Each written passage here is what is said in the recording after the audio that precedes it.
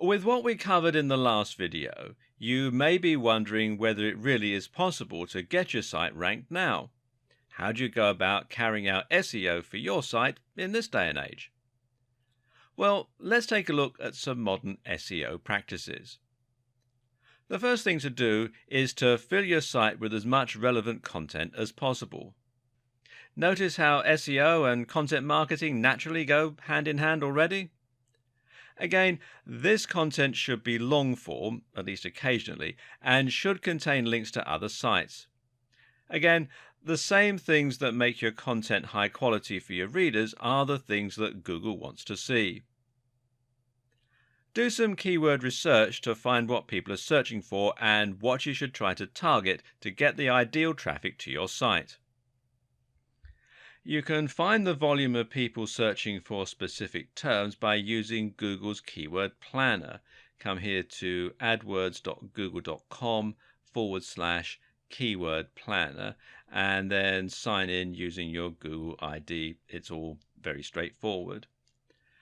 Try to make sure that the terms you search for aren't too competitive, however. Otherwise, you can end up going against too many other sites and giving yourself an impossible task. As mentioned earlier, Google just doesn't like you to keep repeating the same key phrase over and over.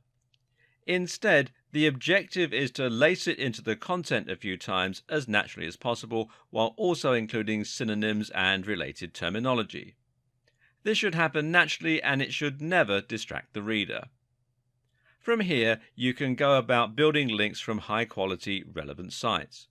These are certain sites that Google already trusts, and you can spot these by looking at which ones are already at the top of Google and which ones are featured in Google News. Google also likes big recognized brands, and it likes .edu and .org domains. While it might be hard to get links from those sites, you can think of this a bit like degrees of separation. In other words, if you can't get a link from Harvard University, look for a site that does have a link from Harvard and see if you can't get a link from them. One of the best strategies you can use to build links is something called guest posting. Here, you're essentially going to contact big blogs and offer to write content for them for free. This content needs to be relevant and high quality, so they will be tempted to go ahead and publish it. Rather than charging for your writing, what you then do is make it part of the deal that you will get a link back to your website within the body of the text. One way to avoid going head-to-head with the biggest players in your niche is to focus on local SEO. Local SEO is simply SEO that places local keywords front and center. So if you live in Santa Monica and you run a hairdresser, then you would try to rank for Santa Monica hairdresser, and you will build links from other local companies. It's much easier to become number one for a specific search term like this. Even if you're running an international business, it can be a good idea to start local and then branch out once you've built a local momentum. Lastly, a few things that can help to keep you in Google's good books. Avoid anything that looks spammy or manipulative.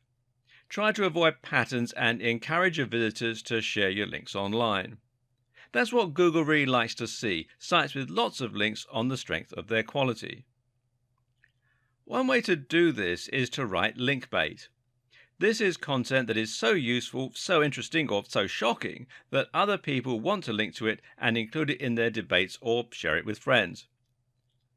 When creating your links, avoid trying to use only your keywords in the anchor text. Sometimes the best anchor is just click here or this article. Again, it looks more organic and natural and means Google won't think that you're paying for your links. Now, don't try and trick Google. Just create high quality content for your readers while keeping Google's algorithms in the back of your mind.